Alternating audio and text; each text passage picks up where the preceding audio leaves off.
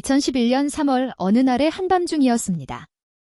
911의 한 통의 전화가 걸려옵니다. 데이비드는 자신의 아내 카리나가 계단 아래로 스스로 굴러떨어져서 다쳤다고 말했습니다. 이 사건은 캘리포니아 샌디에고의 외곽 지역에서 일어난 사건입니다. 샌디에고는 멕시코 국경과 인접해 있는 곳이죠. 데이비드에 따르면 그의 아내 카리나는 계단에서 굴러서 머리가 타일 바닥으로 떨어졌다고 했습니다. 남편 데이비드는 기자와의 인터뷰에서 카리나는 움직이지 않았어요. 그녀를 안고 깨워보려 했지만 반응이 없었어요. 라고 했습니다. 카리나는 응급실로 옮겨졌고 이틀 동안 의식을 찾지 못했고 결국 뇌사 판정을 받았습니다. 그리고 의사는 회복불능이라고 했죠. 1993년 여름, 데이비드는 대학 재학 중에 휴가로 멕시코에 머물렀죠.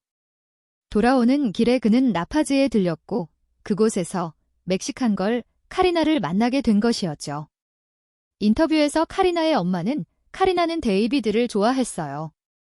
하지만 저는 반대했어죠. 데이비드는 미국인으로 멕시코에서 여행 중이었고 언어도 다른 멕시코 사람인 카리나를 만날 이유가 없다고 생각했어요. 데이비드와 카리나는 의사소통이 쉽지도 않았기 때문이었죠. 데이비드는 스페인어를 약간밖에 못하고 카리나는 영어를 전혀 못했기 때문이죠. 데이비드가 미국으로 돌아간 후에도 둘은 전화, 편지 등을 통해서 계속 연락을 했고 1년 뒤에 결혼을 했습니다.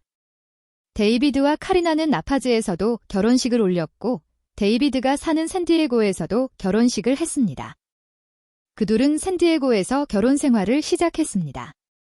그녀는 영어를 못했기 때문에 학교에 다니며 영어를 배웠습니다.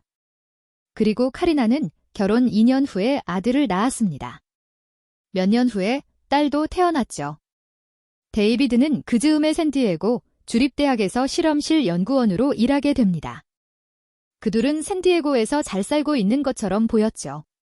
하지만 카리나가 멕시코에 살고 있는 엄마에게 보낸 편지에는 내가 왜 이 남자랑 결혼했는지 모르겠어. 절망적이야. 라고 쓰여 있었다고 합니다. 사건 당일 데이비드와 카리나는 아이들을 재우고 1층 거실에서 영화를 보고 있었다고 합니다.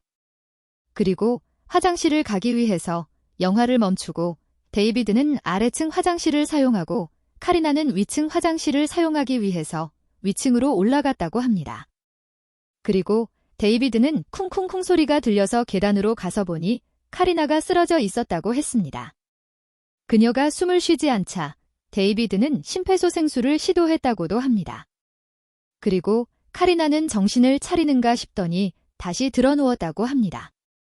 그리고 나서 데이비드는 911에 전화한 것이었죠.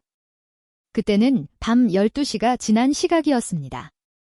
카리나는 뒤통수에서 흘러나온 피로 범벅이 되어 있었다고 합니다. 경찰은 바닥에 핏자국을 보고 뭔가 이상하다고 느꼈습니다. 왜냐면 바닥의 핏자국은 계단의 맨 아래 바닥에 있지 않고 계단에서 조금 떨어진 지점이었기 때문이었죠.